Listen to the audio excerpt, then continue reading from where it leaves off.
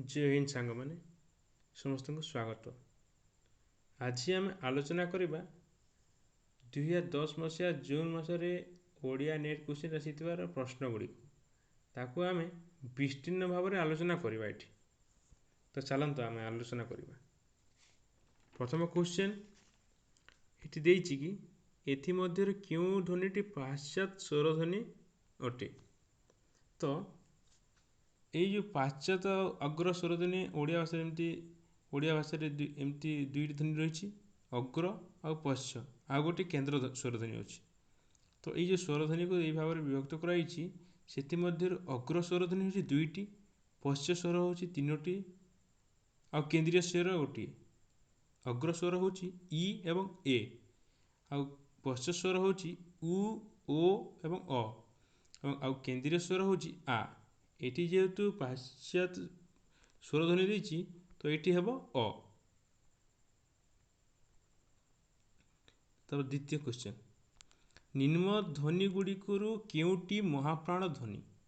तो ओडिया व्यंजन वर्ण रे केतोटी महाप्राण ध्वनि रही दुईटी रही आ अल्प प्राण ध्वनि दुईटी रही। महाप्राण ध्वनि गुड़ा कौ कौटा प्रत्येक वर्गर द्वितीय और चतुर्थ ध्वनि हूँ महाप्राण ध्वनि एवं अल्प प्राण ध्वनि कौटा प्रथम और तृतीय ध्वनि हूँ अल्प प्राण ध्वनि।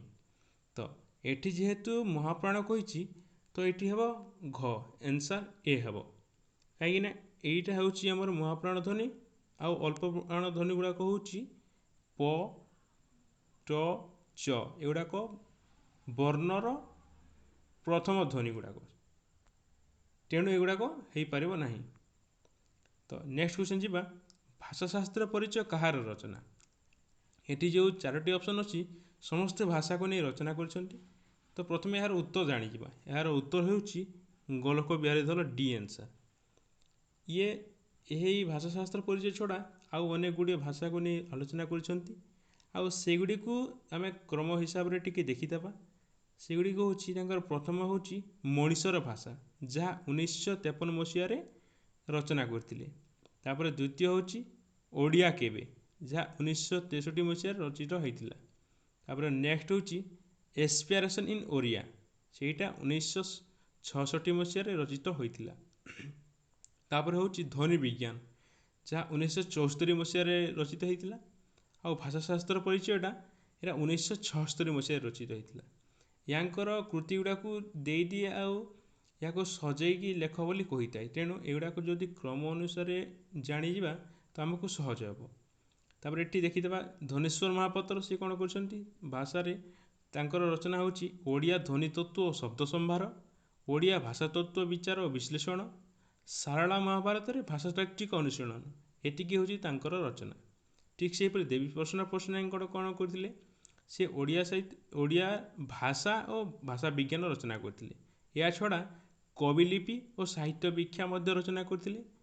कुंज बिहारी त्रिपाठी कौन करते रचना हूँ ओडिया भाषा और लिपिर विवर्तन। यह छड़ा ओडिया लिपि तत्व एवं the origin and development of Odia language एतिकी सी रचना करते। एवं जी नेक्स्ट क्वेश्चन को सांताली क्यों परिवार भाषा।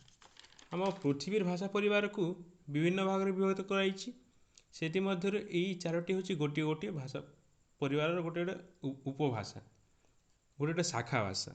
तो आम प्रथम उत्तर जाणीजा उत्तर हूँ ए हम कारण ऑस्ट्रिक भाषा हूँ पृथ्वीर माने जो कहती सब प्राचीनतम भाषा से ये आग रोते बोली कहती।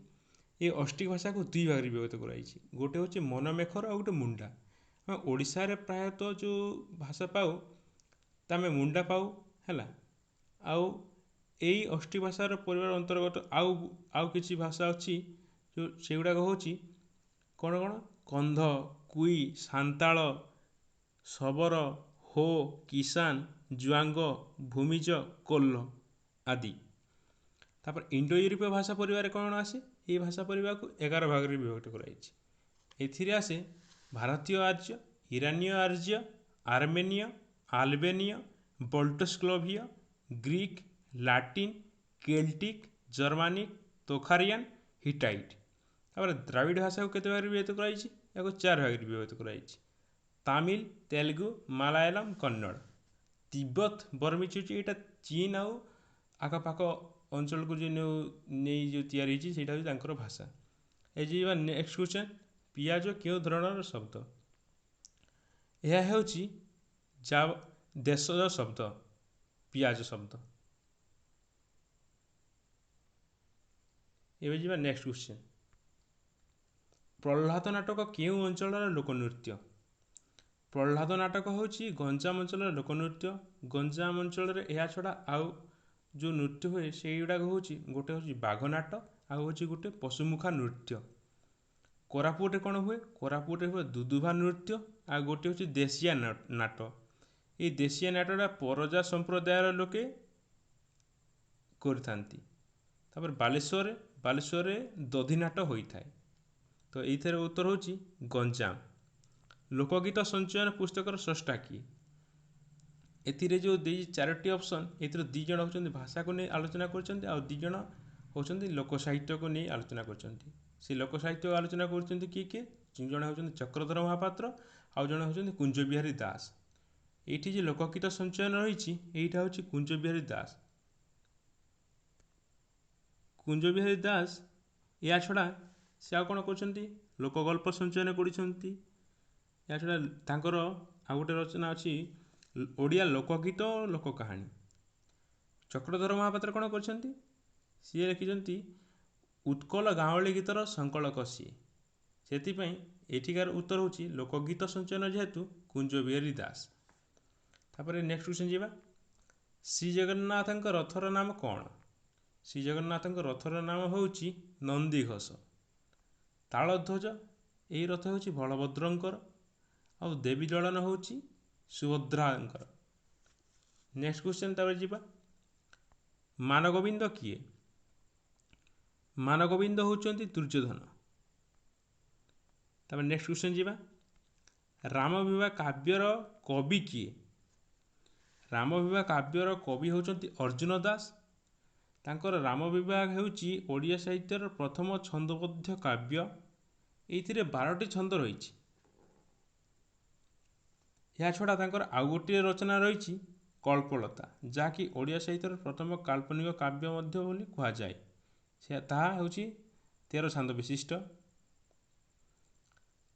आमे यार उत्तर भी जानीगले यह होछि हमर अर्जुन दास बोली यहाँ छड़ा आउ अन्य गुड़ा को भी देखी था टिके नरसिंह सेन सी परिमला रचना करते परिमला काव्य से काव्यटी होछि 24 छंद विशिष्ट आ एई काव्यर नायक नायिका होचंती परिमला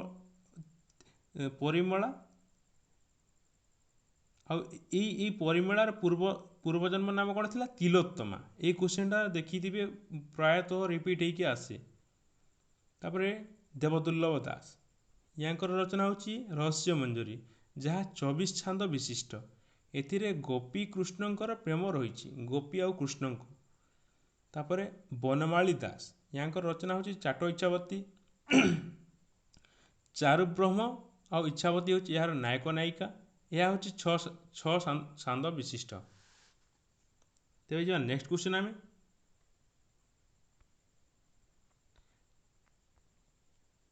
अभिनव भारतीर टीका ग्रंथर प्रणेता किए यह होची अभिनव गुप्त आनंदवर्धन सी धन्यालोक रचना करथिले श्रीधर स्वामी सी रचना करछन्ती भावार्थ दीपिका पदार्थ प्रकाशिका तापर नेक्स्ट क्वेश्चन काव्य सात्मा ध्वनि एरा क्यों ग्रंथर मूल प्रतिपाद्य यह होची धन्यालोक साहित्य दर्पण रे रस विषय रे आउ अलंकार को नहीं वर्णना कराई काव्य अलंकार तो जानी भामहंकर काव्य अलंकार सूत्रवृत्ति जो खाली अलंकार को वर्णना कराई नाट्यशास्त्र हूँ भरतमुनि जो थे नाटक और रस विषय वर्णना करा नेक्स्ट क्वेश्चन प्रबंध पूर्णचंद्र ग्रंथर प्रणेता किए प्रबंध पूर्णचंद्र प्रणेता होती उत्कल घंट जदुमणि महापात्र तांकर प्रबंध पूर्णचंद्र हूँ एक कृष्ण काव्य एथिरे कृष्ण और रुक्मिणी विवाह प्रसंग रही 8 छंद विशिष्ट ତାଙ୍କର ଆଉ ଗୋଟେ ରଚନା ମଧ୍ୟ ରହିଛି, ସେଇଟା ହେଉଛି ରାଘବ ବିଳାସ। ସେଇଥିରେ ରାମକଥା ବର୍ଣ୍ଣନା ହେଇଛି ଏବଂ ତାହା ହେଉଛି 52 ଛାନ୍ଦ ବିଶିଷ୍ଟ। ୟାଙ୍କୁ ନେଇ ଆଉ ଗୋଟେ କ୍ୱେଶ୍ଚନ୍ ଆସିଥାଏ। ଇଏ ହେଉଛନ୍ତି ହୟଗ୍ରୀବଙ୍କର ଉପାସକ ଏବଂ ୟାଙ୍କର ଘର ହେଉଛି ଆଠଗଡ଼ର ବଢ଼େଇ ଗାଁ, ଇଟାମାଟି ଗାଁ। ଆଉ ସିଏ ଥିଲେ ବଢ଼େଇ କୂଳରେ ଆଉ ତାଙ୍କୁ ଆଶୁକବି ଭାବରେ ମଧ୍ୟ ପୁରପଲ୍ଲୀରେ ଡକାଯାଇଥାଏ। ସେଥିପାଇଁ ତାର ଉତ୍ତର ଯଦୁମଣି ମହାପାତ୍ର। ଆଉ ଅନ୍ୟମାନଙ୍କୁ ଟିକେ ଟିକେ ଦେଖିଦେବା। ବ୍ରଜନାଥ ବଡ଼ଜେନା, ଯିଏ ଆମର ଚତୁରବିନୋଦର ରଚୟିତା, ସିଏ ଆଉ ଅନ୍ୟ ତାଙ୍କର ରଚନା ହେଉଛି ସମର ତରଙ୍ଗ, ଅମ୍ବିକା ବିଳାସ, ଶ୍ୟାମ ରାସୋତ୍ସବ, ଗୁଣ୍ଡିଚା ବିଜେ ଯାହା ହିନ୍ଦୀରେ ରଚିତ, ରାଜନଙ୍କୁ ଛଳୋକ୍ତି ଇତ୍ୟାଦି। ବୃନ୍ଦାବତୀ ଦାସୀଙ୍କର ରଚନା ହେଉଛି ପୂର୍ଣ୍ଣତମ ଚନ୍ଦ୍ରୋଦୟ, ଯାହା ଶ୍ରୀକୃଷ୍ଣ ଓ ଗୋପୀମାନଙ୍କୁ ନେଇ ରଚିତ। ସଦାନନ୍ଦ କବି ସୂର୍ଯ୍ୟ ବ୍ରହ୍ମା, ୟାଙ୍କର ରଚନା ହେଉଛି ଲଳିତ ଲୋଚନା, ମୋହନ କଳ୍ପଲତା ଆଦି ଅନେକ। ତାପରେ ଯିବା ନେକ୍ସଟ କ୍ୱେଶ୍ଚନ୍। ଅଭିନବ ଚୈତନ୍ୟ କେଉଁ ଗ୍ରନ୍ଥର ଚରିତ୍ର? ଏହାର ଉତ୍ତର ହେଉଛି ରୁଦ୍ର ସୁଧାନିଧି। ଏହି ରୁଦ୍ର ସୁଧାନିଧିର ନାୟକ ନାୟିକା ହେଉଛନ୍ତି ରୁଦ୍ର ସୁଧାନିଧି ଓ ନାୟିକା ହେଉଛି ମୃତ୍ୟୁ ସଞ୍ଜୀବକରଣୀ। ଏହାର ଖଳ ଚରିତ୍ର ହେଉଛି କାମାନନ୍ଦ। ଏହା ଏକ ଅସମ୍ପୂର୍ଣ୍ଣ ରଚନା, ଏହା ସମ୍ପୂର୍ଣ୍ଣ ହୋଇନାହିଁ। ଏଥିରେ ଆଉ ଗୋଟିଏ ପଦ ଲେଖା ହେଉଛି ପ୍ରାକୃତ ଭାଷା ହିଂସୁ ଥାଇ। କାରଣ ସେ ସମୟରେ ପ୍ରାକୃତ ଭାଷାରେ କିଛି ରଚନା କରାଯାଉନଥିଲା, ଯାହା କେବଳ ସଂସ୍କୃତରେ ହିଁ ରଚନା କରାଯାଉଥିଲା। ତେଣୁ ସଂସ୍କୃତ ପଣ୍ଡିତମାନେ ଏହାକୁ ହିଂସା କରୁଥିଲେ, ତେଣୁ ଏହା ଏମିତି କୁହାଯାଇଛି। ଏବଂ ଏଥିରେ ତର ଶବ୍ଦ, ତ ବର୍ଣ୍ଣର ଅଧିକ ବ୍ୟବହାର ରହିଛି। ଅନେକ ସମୟରେ ଏହାର ବର୍ଣ୍ଣନା ଦେଖିବାକୁ ମିଳେ। ଏବେ ଯିବା ଆଉ ଟିକେ ଦେଖିବା ସୋମନାଥ ବ୍ରତ କଥା। ସୋମନାଥ ବ୍ରତ କଥା କ'ଣ? ପ୍ରଥମେ ଏହାର କିଛି ଅଂଶ ଆର୍ତ୍ତବଲ୍ଲଭ ମହାନ୍ତି ପ୍ରକାଶ କରିଥିଲେ ଏବଂ ପରେ ତାହାକୁ ପୂର୍ଣ୍ଣ ଭାବରେ ସଂକଳନ କରିଥିଲେ କିଏ? ଜାନକୀ ବଲ୍ଲଭ ମହାନ୍ତି 1968 ମସିହାରେ ପ୍ରକାଶ କଲେ। ଏହା ଶିବ ପାର୍ବତୀଙ୍କ କଥୋପକଥନ ଶୈଳୀରେ ରଚୟିତ। ଏଥିରେ ମାଳବ ଦେଶ ପାଟଳ ନଗରର ବୀର ବିକ୍ରମାଦିତ୍ୟ ରାଜାର କଥା ଉଲ୍ଲେଖ ରହିଛି। ଚତୁର ବିନୋଦ ତ ଜାଣିଛନ୍ତି ବ୍ରଜନାଥ ବଡ଼ଜେନାଙ୍କର। ଏଥିରେ 4ଟି ବିନୋଦ ରହିଛି। ହାସ୍ୟରସ ନୀତିପ୍ରୀତି, ଏହି 4ଟିକୁ କ୍ରମରେ ମନେ ରଖିବା ଟିକେ ଅତ୍ୟନ୍ତ ଜରୁରୀ। ତାପରେ ତୁଲାଭିଣା, ଏହା ହେଉଛି ଜଗନ୍ନାଥ ଦାସଙ୍କ ରଚନା। ଏଥିରେ ଶିବ ପାର୍ବତୀଙ୍କ କଥୋପକଥନ ଶୈଳୀରେ ରଚୟିତ। ଏହା ହେଉଛି ମଧ୍ୟ ଏକ ଗଦ୍ୟ ରଚନା। 3 ଭାଗ ପଦ୍ୟ, 1 ଭାଗ ଗଦ୍ୟ ରହିଛି। ଏଥିରେ ଯେଉଁ 4ଟି ରହିଛି କୃତି, ପ୍ରାୟତଃ ସବୁ ଗଦ୍ୟ ଗୁଡ଼ାକ। ଏବେ ନେକ୍ସଟ କ୍ୱେଶ୍ଚନ୍ ଯିବା। ଶଶିସେନା କାବ୍ୟର ପ୍ରଣେତା କିଏ? ଶଶିସେନା କାବ୍ୟର ପ୍ରଣେତା ହେଉଛନ୍ତି ପ୍ରତାପ ରାୟ। ଏହି ଶଶିସେନା କାବ୍ୟର ନାୟକ ନାୟିକା ହେଉଛନ୍ତି ଶଶିସେନା ଓ ଅଭିମାଣିକ୍ୟ ଏବଂ ଏହା 14 ଛାନ୍ଦ ବିଶିଷ୍ଟ ଏକ କାବ୍ୟ। ଅମରାବତୀର ରାଜା ବିକ୍ରମ କେଶରୀଙ୍କ କନ୍ୟା ହେଉଛନ୍ତି ଶଶିସେନା ଏବଂ ମନ୍ତ୍ରୀ କୁଲରମଣଙ୍କ ପୁତ୍ର ହେଉଛନ୍ତି ଅଭିମାଣିକ୍ୟ। ଶ୍ରୀଧର ଦାସ, ସିଏ କାଞ୍ଚନଲତା ଏକ କାଳ୍ପନିକ କାବ୍ୟ ରଚନା କରିଥିଲେ। ଧନଞ୍ଜୟ ଭଞ୍ଜ, ତାଙ୍କର ଶ୍ରୀରାମ ବିଳାସ ବା ରଘୁନାଥ ବିଳାସ 49 ଛାନ୍ଦ ବିଶିଷ୍ଟ ଏକ କାବ୍ୟ ରହିଛି ଏବଂ ତାଙ୍କର ଇଚ୍ଛାବତୀ କାବ୍ୟ, ଯାହାକି ସଂସ୍କୃତ କାବ୍ୟ ଉପରେ ପ୍ରତିଷ୍ଠିତ, 10 ଛାନ୍ଦ ବିଶିଷ୍ଟ। ନାୟକ ନାୟିକା ହେଉଛନ୍ତି ଇଚ୍ଛାବତୀ ଓ ମଧୁକର। ଏହି କାବ୍ୟରେ ବିଲ୍ହଣଙ୍କ ଚୌର ପଞ୍ଚାଶିକା ବା ଉତ୍ତର ପଞ୍ଚାଶିକା ଓ ପୂର୍ବ ପଞ୍ଚାଶିକାର ପ୍ରଭାବ ରହିଛି। ଏହି ନାୟକ ନାୟିକାଙ୍କର ପୂର୍ବଜନ୍ମ ନାମ କ'ଣ ଥିଲା? କଳାବନ୍ତ ଓ କଳାବତୀ। ଏହି ଲେଖକଙ୍କର ଆଉ 3ଟି ରଚନା ରହିଛି, ତାହା ହେଉଛି ଅନଙ୍ଗରେଖା, ମଦନ ମଞ୍ଜରୀ, ତ୍ରିପୁର ସୁନ୍ଦରୀ। ଏବେ ଯିବା ଆମେ ନେକ୍ସଟ କ୍ୱେଶ୍ଚନକୁ। ଆର୍ତ୍ତତ୍ରାଣ ଚଉତିଶା କାହାର ରଚନା? ଏହା ହେଉଛି ଦୀନକୃଷ୍ଣ ଦାସଙ୍କର। ଏହି କ୍ୱେଶ୍ଚନଟା ବି ମଧ୍ୟ ପ୍ରାୟ ସମୟରେ ରିପିଟ୍ ହେଇଥାଏ, ସେଥିପାଇଁ ଏହି କ୍ୱେଶ୍ଚନକୁ ଟିକେ ଭଲସେ ଦେଖିବେ। ତାପରେ ଯିବା ନେକ୍ସଟ କ୍ୱେଶ୍ଚନ।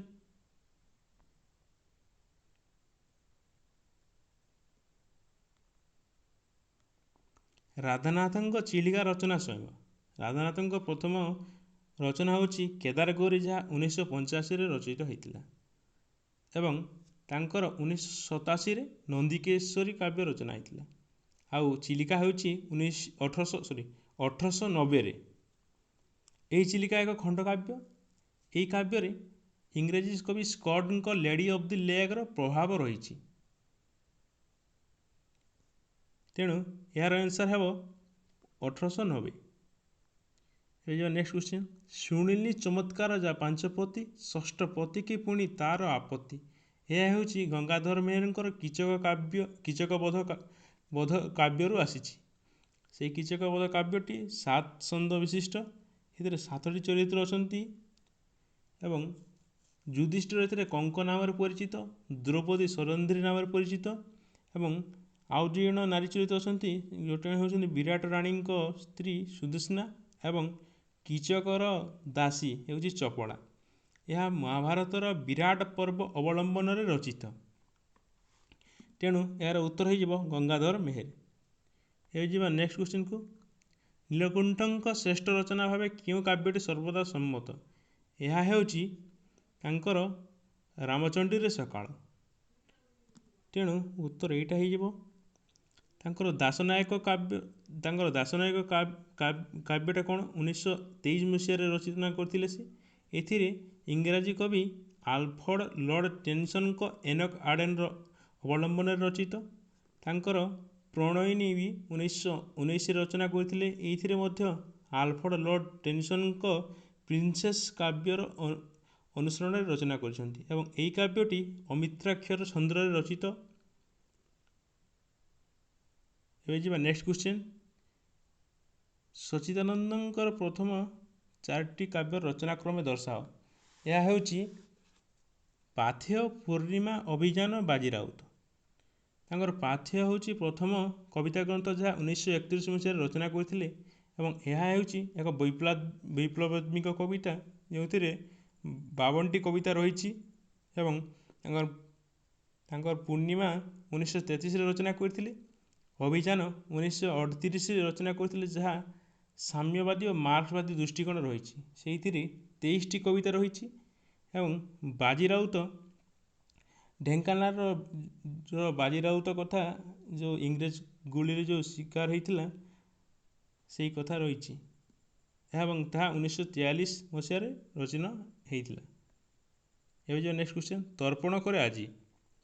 ଏହି କବିତାର କବି ହେଉଛନ୍ତି ଅନନ୍ତ ପଟ୍ଟନାୟକ। ମୁଁ ଏଠାରେ ଗୋଟେ କଥା କହି ରଖିବି, ଏଠି ଯେଉଁ 4 ଜଣ ଅଛନ୍ତି, ସେଥିରୁ 3 ଜଣ ହେଉଛନ୍ତି ବିଦ୍ରୋହ କବି। ବିଦ୍ରୋହ କବି ମାନେ ତାଙ୍କର କବିତାରେ ବେଶୀ ଆମେ ବିଦ୍ରୋହାତ୍ମକ ଦୃଷ୍ଟିକୋଣ ଦେଖିବାକୁ ପାଉ, ଯେମିତି ଅନନ୍ତ ପଟ୍ଟନାୟକ, ମନମୋହନ ମିଶ୍ର, ରଘୁନାଥ ଦାସ।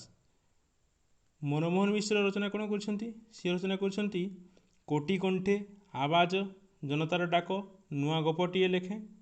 ରଘୁନାଥ ଦାସ ଅଗଷ୍ଟ 15। ଅନନ୍ତ ପଟ୍ଟନାୟକଙ୍କର ଏହି ତର୍ପଣ କରେ ଆଜି କବିତାଟି 1949 ମସିହାରେ ରଚିତ ହୋଇଥିଲା, ଯାହାକି ମହାତ୍ମା ଗାନ୍ଧୀଙ୍କର ମହାପ୍ରୟାଣ ଉଦ୍ଦେଶ୍ୟରେ ରଚନା ହୋଇଥିଲା। ଏବେ ଯେଉଁ ନେକ୍ସଟ କ୍ୱେଶ୍ଚିନ୍, ସୁନ୍ଦର ତୃପ୍ତିର ଅବସାଦ ନାହିଁ, ଯେତେ ଦେଖିଥିଲେ ନୂଆ ଦିଶୁଥାଏ। ଏହା ଉଲ୍ଲେଖ ରହିଛି ଆମର କିଟ୍ସଙ୍କର। ତାଙ୍କ ଇଂରାଜୀରେ ସେଇ ଉକ୍ତିଟି ହେଉଛି a things of beauty is joy forever, ଯାହାକୁ ଓଡ଼ିଆରେ ଚିଲିକା କାବ୍ୟରେ ରଚନା କରିଛନ୍ତି ରାଧାନାଥ ରାୟ। P.B. ଶେଲି ତାଙ୍କର ଗୋଟେ ଲେଖା ରହିଛି, ସେଇଟା ହେଉଛି ଡିଫେନ୍ସ ଅଫ୍ ପୋଏଟ୍ରି ଏବଂ ୱାର୍ଡସୱାର୍ଥ ଓ କୋଲେରିଜଙ୍କର ମିଳିତ ଭାବରେ ସିଏ ଲିରିକାଲ୍ସ ବାଲାଡ୍ସ ଲେଖିଥିଲେ 1798 ମସିହାରେ। ତେଣୁ ଏଥିରେ ଉତ୍ତର ହୋଇଯିବ କିଟ୍ସ। ନେକ୍ସଟ କ୍ୱେଶ୍ଚିନ୍, ନିମ୍ନଲିଖିତ ପୁସ୍ତକ ଗୁଡ଼ିକ ମଧ୍ୟରୁ କେଉଁଟା ଆତ୍ମଜୀବନୀ? ଏଥିରେ ଆମେ ଦେଖିବା ଶତାବ୍ଦୀର ସୂର୍ଯ୍ୟ, କୁଳବୃଦ୍ଧ ହେଉଛି 2ଟି ଚରିତୋପନ୍ୟାସ, ଯାହା ଶତାବ୍ଦୀର ସୂର୍ଯ୍ୟ 1968 ମସିହା ଆଉ କୁଳବୃଦ୍ଧ 1978 ମସିହାରେ ରଚିତ। ଏହାର ରଚୟିତା ହେଉଛନ୍ତି ସୁରେନ୍ଦ୍ର ମହାନ୍ତି ଏବଂ ମଧୁସୂଦନ ଦାସଙ୍କ ଉଦ୍ଦେଶ୍ୟରେ ଏହା ରଚିତ। ତେଣୁ ଏହା ହେବ ନାହିଁ। ଧୂଳିମାଟିର ସନ୍ଥ, ଏହା ଗୋପବନ୍ଧୁ ଚୌଧୁରୀଙ୍କ ଜୀବନୀକୁ ନେଇ ରଚନା କରିଛନ୍ତି ଗୋପୀନାଥ ମହାନ୍ତି ଏବଂ ଶେଷରେ ଯେଉଁ କୁମ୍ଭାର ଚକ ହେଉଛି, ଏଇଟା ହେଉଛି କାଳିଚରଣ ପଟ୍ଟନାୟକଙ୍କର ଆତ୍ମଜୀବନୀ। ଯାହା 1977 ମସିହାରେ କେନ୍ଦ୍ର ସାହିତ୍ୟ ଏକାଡେମୀ ପୁରସ୍କାର ପାଇଥିଲା। ଏବେ ଯିବା ନେକ୍ସଟ କ୍ୱେଶ୍ଚିନ୍। ଏଇ କ୍ୱେଶ୍ଚିନ୍ଟା ବି ମୁଁ ଟିକେ ଜାଣିପାରିଲିନି ଏଇ କ୍ୱେଶ୍ଚିନ୍ଟା, ତେଣୁ ଏହାକୁ ଛାଡ଼ିଦେବା, ପଛେ ଆଲୋଚନା କରିବା ପରେ। ଏବେ ଯିବା ନେକ୍ସଟ କ୍ୱେଶ୍ଚିନ୍। କସ୍ତମ ଖସ୍ତମ ସମ୍ପର୍କ ନିରୂପଣ କର। ଏଇଠି ଏଇ କ୍ୱେଶ୍ଚିନ୍ ଗୁଡ଼ାକ ଏଇ କ୍ୱେଶ୍ଚିନ୍ ଗୁଡ଼ାକ ଦେଖିଲେ ପ୍ରଥମେ ତାର ଗୋଟେକୁ ଦୁଇଟାକୁ ଦେଖିଦେଲା ପରେ ହେଇଯାଏ। ଯେମିତି ଏଠି ଆମେ ଯେଉଁଟା ଆମକୁ ଅତି ସହଜ ଲାଗିବ, ଯେମିତି ସୀତାକାନ୍ତ ମହାପାତ୍ର ଜ୍ଞାନପୀଠ ପୁରସ୍କାର ପାଇଛନ୍ତି, ସେଥିପାଇଁ ଯଦି ଡିର ଟ୍ରିପଲ୍ ଆଇ ଦେଖିଦେବା ତ ସେଇଟାର ଆନ୍ସର୍ ଅଟୋମେଟିକ୍ ବାହାରିଯିବ, ଆଉ ଦେଖିବାକୁ ପଡ଼ିବନି। ଯେମିତି ହଁ କିଛି କିଛି ପ୍ରଶ୍ନରେ ଦୁଇଟା ସମାନ ଥାଏ, ତେଣୁ ଦୁଇଟା ଦେଖିବା ଅତ୍ୟନ୍ତ ଜରୁରୀ। ତେଣୁ ଏଠାରେ ଆନ୍ସର୍ ହେଉଛି ସି କଳିଙ୍ଗ। ଆମର ଯେମିତି ପ୍ରମୋଦ କୁମାର ମହାନ୍ତି ପାଇଛନ୍ତି କେନ୍ଦ୍ର ସାହିତ୍ୟ ଏକାଡେମୀ, ସରସ୍ୱତୀ ସମାନ ପାଇଛନ୍ତି ମନୋଜ ଦାସ, କଳିଙ୍ଗ ଭାରତୀ ପାଇଛନ୍ତି କିଏ ବ୍ରଜନାଥ ରଥ। ତେଣୁ ଏଠି ଆନ୍ସର୍ ହେଇଯିବ ସି। ତାପରେ ନେକ୍ସଟ କ୍ୱେଶ୍ଚନ୍ ଯିବା। ଗୋଦାବରୀ ମିଶ୍ରଙ୍କର କେଉଁ ନାଟ୍ୟକାର? ସିଏ ହେଉଛନ୍ତି ପୁରୁଷୋତ୍ତମ ଦେବ ନାଟକର ନାଟ୍ୟକାର, ଏବଂ ବାବାଜୀ ଓ ସତୀ ନାଟକ ହେଉଛି ଆମର ଜଗମୋହନ ଲାଲଙ୍କର ଦ୍ୱାରା ରଚିତ, ତେଣୁ ଏହା ହେବ ନାହିଁ। ତେବେ ଯିବା ନେକ୍ସଟ କ୍ୱେଶ୍ଚନ୍। ମୃଗୟା ନାଟକର ନାଟ୍ୟକାର କିଏ? ମୃଗୟା ନାଟକର ନାଟ୍ୟକାର ହେଉଛନ୍ତି ବିଶ୍ୱଜିତ ଦାସ, ଯାହା 1970 ମସିହାରେ ରଚିତ। ଏଥିକାର ଚରିତ୍ର ହେଉଛନ୍ତି ମୁକ୍ତା, ସନାତନ ଓ ଶୁଭେନ୍ଦୁ। ଏବେ ଯିବା ନେକ୍ସଟ କ୍ୱେଶ୍ଚନ୍କୁ। ଓଡ଼ିଶା ଥିଏଟର୍ସର ପ୍ରତିଷ୍ଠାତା କିଏ? ଓଡ଼ିଶା ଥିଏଟର୍ସର ପ୍ରତିଷ୍ଠାତା ହେଉଛନ୍ତି କାଳିଚରଣ ପଟ୍ଟନାୟକ। ସିଏ ଏହାକୁ 1939 ମସିହାରେ ଆରମ୍ଭ କରିଥିଲେ। ଏବେ ରାମଚନ୍ଦ୍ର ମିଶ୍ର ସିଏ ହେଉଛନ୍ତି ଭାରତୀୟ ଥିଏଟର୍ସର ପ୍ରତିଷ୍ଠାତା। ମନୋରଞ୍ଜନ ଦାସ ହେଉଛନ୍ତି ସୃଜନୀ ନାଟ୍ୟ ସଂସ୍ଥାର ପ୍ରତିଷ୍ଠାତା। ତ ଏଇଠି ତେଣେ ଆନ୍ସର୍ ହେଇଯିବ କାଳିଚରଣ ପଟ୍ଟନାୟକ। ଏଇ ନେକ୍ସଟ କ୍ୱେଶ୍ଚିନ୍କୁ।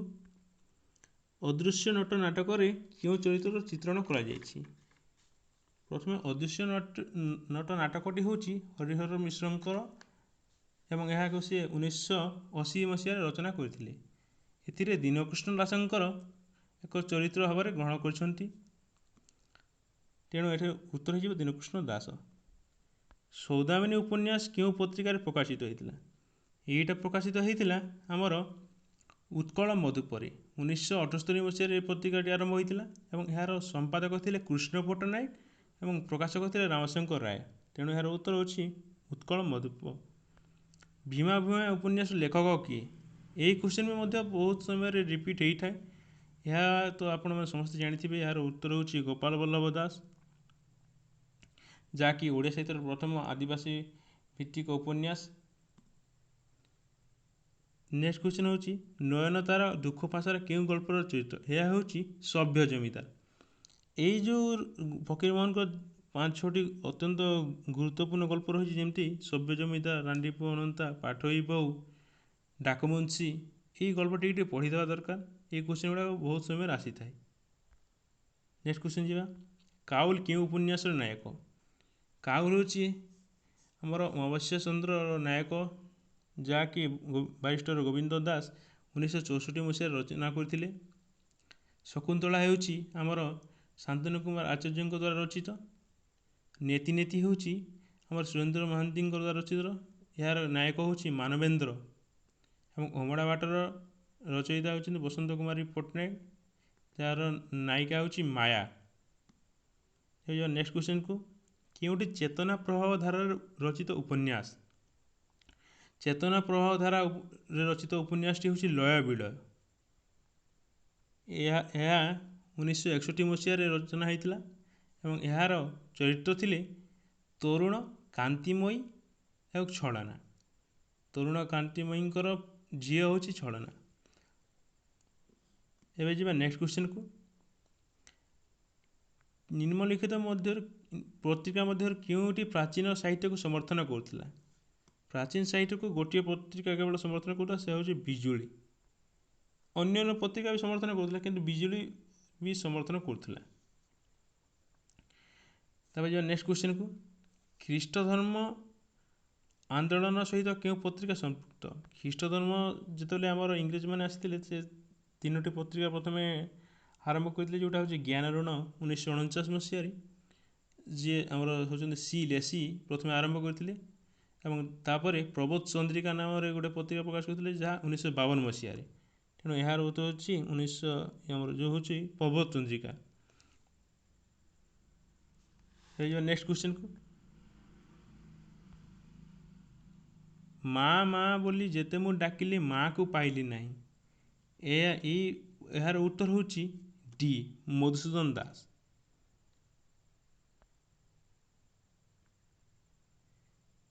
ଦେବଶିଶୁ ଚାଲେ ନରକର ଅଭିସାରେ, ଭଗବାନ ତୁମେ ନିଦ୍ରିତ କେଉଁଠାରେ? ଏହାର ରଚୟିତା ହେଉଛନ୍ତି ମାୟାଧର ମାନସିଂହ। ଏଇ ଯେଉଁ ଅପସନ୍ରେ ଚାରିଜଣ ଅଛନ୍ତି ୟାଙ୍କ ନେଇ ସବୁଥର କ୍ୱେଶ୍ଚନ୍ ଆସେ। ସଚିଦାନନ୍ଦ ରାଉତରାୟ, ମାୟାଧର ମାନସିଂହ, ରାଧାମୋହନ କୋଡ଼ନାୟକ, କୁନ୍ତଲା କୁମାରୀ ସାବତ। ସେଥିପାଇଁ ୟାଙ୍କୁ ଟିକେ ଡିଟେଲରେ ପଢ଼ିବା ଦରକାର। ତାପରେ ଯିବା ନେକ୍ସଟ କ୍ୱେଶ୍ଚନକୁ। ରୁଧିର ସାଗରରେ ପହଁରି ପହଁରି ତଲେ ଯେ ପାଇଁ ରକ୍ତର କଇଁ, କୃଷ୍ଣ ରାଗର ଦଂଶନ ଶିଖି ପଣିବ ନାଇଁରେ ପଡ଼ିବ ନାହିଁ। ଏହା ଆମର ଅନନ୍ତ ପଟ୍ଟନାୟକଙ୍କର ରୁଧିର ଝରରେ ରୁଧିର କବିତା। ତ ଏଥିରେ ପ୍ରତୀକର ବ୍ୟବହାର କରାଯାଇଛି, ତେଣୁ ଏହାର ଉତ୍ତର ହେବ ପ୍ରତୀକ। ନେକ୍ସଟ କ୍ୱେଶ୍ଚନ୍ ଯିବା। କସ୍ତମ କସ୍ତମ ସହିତ ସମନ୍ୱୟ ସ୍ଥାପନ କର। ପ୍ରଥମେ ରହିଛି ଆମର ଦାସ ନାୟକ, ଯେଉଁଟା ଆମେ ପୂର୍ବରେ ଆଲୋଚନା କରିଥିଲେ ନୀଳକଣ୍ଠ ଦାସଙ୍କର। ବନ୍ଦୀର ଆତ୍ମକଥା ଗୋପବନ୍ଧୁ ଦାସ। ଗଡ଼ଜାତ କୃଷକ କୁନ୍ତଲା କୁମାରୀ ସାବତ ଏବଂ କୀଚକ ବଧ ଗଙ୍ଗାଧର ମେହେର। ତେଣୁ ଏହାର ଉତ୍ତର ହେଉଛି ବି। ନେକ୍ସଟ କ୍ୱେଶ୍ଚନ୍ ଯିବା। ଗୁରୁପ୍ରସାଦ ମହାନ୍ତିଙ୍କ କବିତା କାଳପୁରୁଷ ରଚନା କାଳ। କାଳପୁରୁଷ ରଚନା କାଳ ହେଉଛି 1960।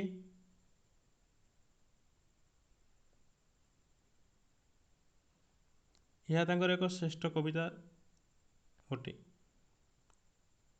ତେବେ ନେକ୍ସଟ ଯିବା ନେକ୍ସଟ କ୍ୱେଶ୍ଚନ୍। କେଉଁ ଉପନ୍ୟାସ 1999 ମହାବାତ୍ୟା ପୃଷ୍ଠଭୂମି ରଚିତ? 1919ର ମହାବାତ୍ୟା ଉପରେ ରଚିତ ହେଉଛି ମଗ୍ନମାଟି, ପ୍ରତିଭା ରାୟଙ୍କର ମଗ୍ନମାଟି। ନେକ୍ସଟ କ୍ୱେଶ୍ଚନ୍ ଯିବା। ଚଳିତ ବର୍ଷ କେଉଁ କବି ଶୂଦ୍ରମଣି? ଏଇଟା ହେଉଛି 2010 ମସିହାରେ କିଏ ପାଇଥିଲା?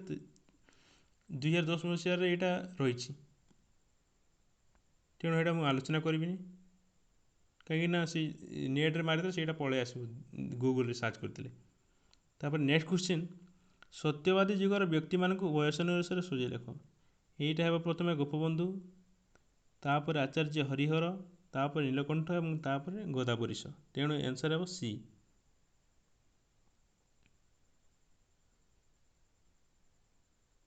ତାପରେ ଯିବା ନେକ୍ସଟ କ୍ୱେଶ୍ଚନ୍। କାଳାନୁକ୍ରମରେ ସଜାଇ ଲେଖ। ପ୍ରଥମେ ହେବେ ଅର୍ଜୁନ ଦାସ, ତାପରେ ହେବେ ଉପେନ୍ଦ୍ର ଭଞ୍ଜ, ତାପରେ ହେବେ ବ୍ରଜନାଥ ବର୍ଜନା ଏବଂ ତାପରେ ହେବ ବଳଦେବ ରଥ। ତେଣୁ ଆନ୍ସର ଏ ହେବ। ସବୁଜରୁ ସାମ୍ପ୍ରତିକ ସମାଲୋଚନା ପୁସ୍ତକର ଲେଖକ କିଏ? ଇଏ ହେଉଛନ୍ତି, ଏଇ କ୍ୱେଶ୍ଚନ୍ ବାରମ୍ବାର ଆସିଥାଏ, ଏଇଟା ହେଉଛି ନିତ୍ୟାନନ୍ଦ ଶତପଥୀ। ସବୁଥର ଆସିଲା ପରେ ଏଇ କ୍ୱେଶ୍ଚନ୍ ଆସିଥାଏ, ସେଥିପାଇଁ ଏଇଟାକୁ ଟିକେ ଗୁରୁତ୍ୱ ସହିତ ଦେଖିବେ। ତାପରେ ନେକ୍ସଟ କ୍ୱେଶ୍ଚନ୍ ହେଉଛି ବଟୁଆ କାହାର ରଚନା? ଏଇଟା ହେଉଛି ଆମର ରଚୟିତା ଗୋବିନ୍ଦ ତ୍ରିପାଠୀଙ୍କର। ଏଇ ବଟୁଆକୁ ନେଇ ମଧ୍ୟ ବାରମ୍ବାର କ୍ୱେଶ୍ଚନ୍ ଆସିଥାଏ, ସେଥିପାଇଁ ଏହାକୁ ଟିକେ ଦେଖିବେ। ତାପରେ ଆସିବ ଭ୍ରମଣ ସାହିତ୍ୟ। ଦେଶେ ଦେଶେ ଭ୍ରମଣ କାହାଣୀ କାହାର? ଏଇଟା ହେଉଛି ଆମର ବାରିଷ୍ଟର ଗୋବିନ୍ଦ ଦାସଙ୍କର, ଯାହାକି ସେ 1963 ମସିହାରେ ରଚନା କରିଥିଲେ। ଆମେ ଦେଖିବା ମନୋଜ ଦାସଙ୍କର। ମନୋଜ ଦାସଙ୍କର ଭ୍ରମଣ ସାହିତ୍ୟ ହେଉଛି ଅନ୍ତରଙ୍ଗ ଭାରତ। ତାପରେ ଅଛି ତାଙ୍କର ଆଉ ଗୋଟେ ଇଣ୍ଡୋନେସିଆ ଅନୁଭୂତି, ଯାହା 1957ରେ ରଚନା କରିଥିଲେ, ଏବଂ ଆଉ ଗୋଟେ ଅଛି ଦୂରଦୂରାନ୍ତର, ଯାହା 1977ରେ ରଚନା କରିଥିଲେ। ସୂର୍ଯ୍ୟକାନ୍ତ ଦାସଙ୍କର ଗୋଟିଏ ଅଛି, ସେଇଟା ହେଉଛି ଅଳକାପୁରୀର ଆମେରିକା, ଯାହା 1959 ମସିହାରେ ରଚନା କରିଥିଲେ। ଏବଂ ଚିତ୍ତରଞ୍ଜନ ଦାସଙ୍କର ଏଇ ତାଙ୍କର ଯେଉଁ ଭ୍ରମଣ କାହାଣୀ ରହିଛି, ଏହାକୁ ନେଇ ପ୍ରଶ୍ନ ଅନେକ ଥର ଆସିଛି, ଏବଂ ତାଙ୍କର ସମସ୍ତ ରଚନାକୁ ଇଆଡ଼ୁ ସିଆଡ଼ୁ ପକାଇଦେବ ଏବଂ ତାକୁ ଗୋଟେ କ୍ରମରେ ସଜାଇବାକୁ କହିଦେବ। ସେଥିପାଇଁ ଆମେ ତାକୁ କ୍ରମରେ ପଢ଼ିବା। ଯେମିତି ପ୍ରଥମେ ନେପାଳ ପଥେ, ସେଇଟା ହେଉଛି 1948। ତାପରେ ରୁଷିଆ ଚିଠି 1951, ଡେନମାର୍କ ଚିଠି 1956, ସାଗର ପଥେ 1972, ଏବଂ ତାପରେ ଅଛି ଗଞ୍ଜାମ ମାଳରେ 7 ଦିନ। ତେଣୁ ଏଠାକାର ଉତ୍ତର ହେବ ଗୋବିନ୍ଦ ଦାସ। ଫକୀରମୋହନଙ୍କ ଆତ୍ମଜୀବନୀ ଚରିତ୍ରକୁ କିଏ ବିକଳ୍ପ ଏଇଟା କରିଥିଲେ ତାଙ୍କ ନିଜ ପୁଅ ମୋହିନୀମୋହନ ସେନାପତି। ସେ ଜଣେ ବଡ଼ ନାସ୍ତିକ ଥିଲେ। ଓଡ଼ିଆ ସାହିତ୍ୟରେ ତାଙ୍କ ନାସ୍ତିକତା ପାଇଁ ସେ ପରିଚିତ। ଜଗବନ୍ଧୁ ସିଂଙ୍କର ପୁସ୍ତକର ନାମ କ'ଣ? ତାହା ହେଉଛି ପ୍ରବନ୍ଧ ସୁମନ। ଏହି ପ୍ରବନ୍ଧ ଏଇଟାକୁ ନେଇ ମଧ୍ୟ କ୍ୱେଶ୍ଚନ୍ କନଫ୍ୟୁଜ୍ କରିଥାଏ। ପ୍ରବନ୍ଧାବଳୀ ହେଉଛି ଶ୍ୟାମସୁନ୍ଦର ରାଜଗୁରୁ, ପ୍ରବନ୍ଧମାଳା ହେଉଛି ମଧୁସୂଦନ ରାଓ, ପ୍ରବନ୍ଧ ପ୍ରବାହ ହେଉଛି ଏଇଟା ଆମର ପ୍ରବନ୍ଧ ପ୍ରବାହଟା ଟିକେ ଏବେ ମନେ ପଡ଼ୁନି କ'ଣ ଗୋଟେ। ହଉ, ଆଜି ତାହେଲେ ଏତିକି ରହିଲା। ଆଉ ଯେଉଁଟା କିଛି ଯଦି ବାଇଚାନ୍ସ ମିଷ୍ଟେକ୍ ହେଇଥିବ ତାହେଲେ ଆପଣମାନେ ପଚାରିପାରିବେ। ଆଉ ନେକ୍ସଟ କ୍ୱେଶ୍ଚନ୍ ଆମେ ନେକ୍ସଟ ଦିନରେ ଆଲୋଚନା କରିବା। ଧନ୍ୟବାଦ।